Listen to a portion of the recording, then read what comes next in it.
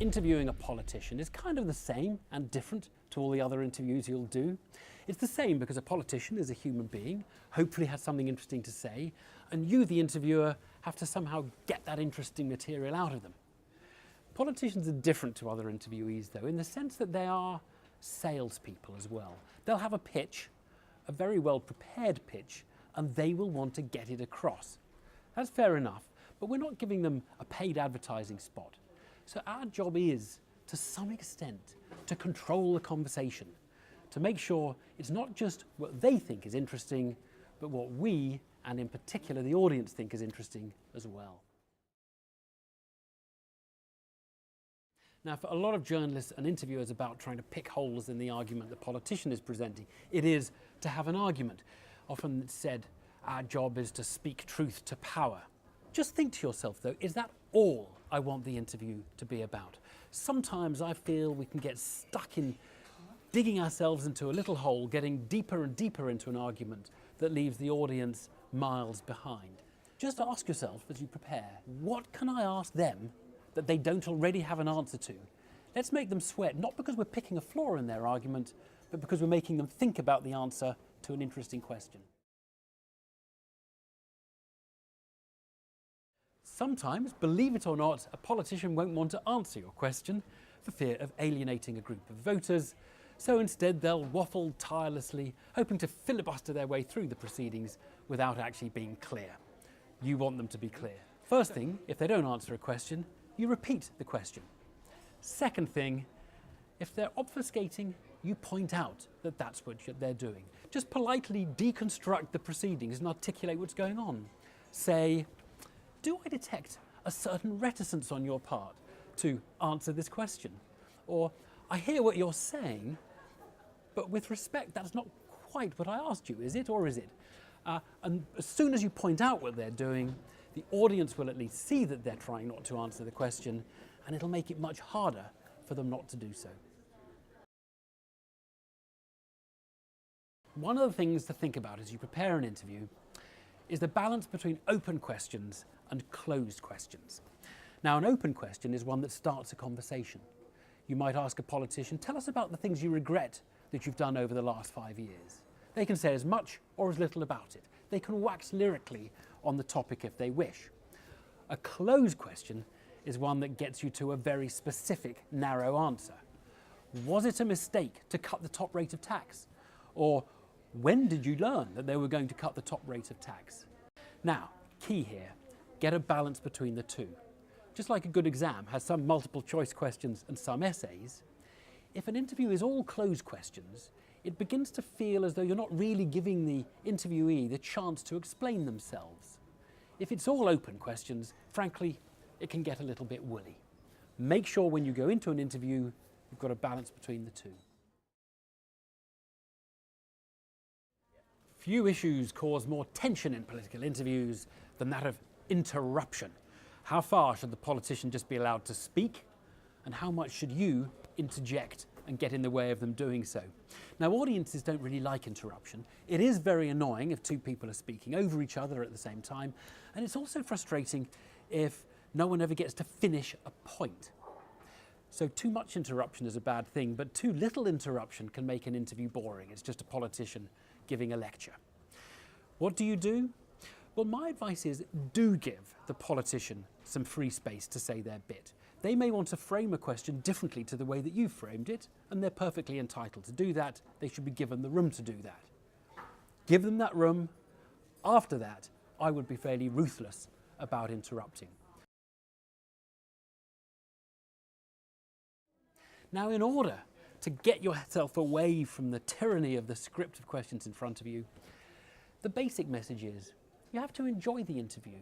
You have to be relaxed enough about the interview that you think of it as a conversation with another human being. You're reading their face, you're listening to their answers, you're reacting to their answers as you would in any other interesting conversation you have anywhere else in your life. An interview is not about a piece of paper in front of you. Be prepared, have a plan, but be ready to abandon that plan if anything interesting happens.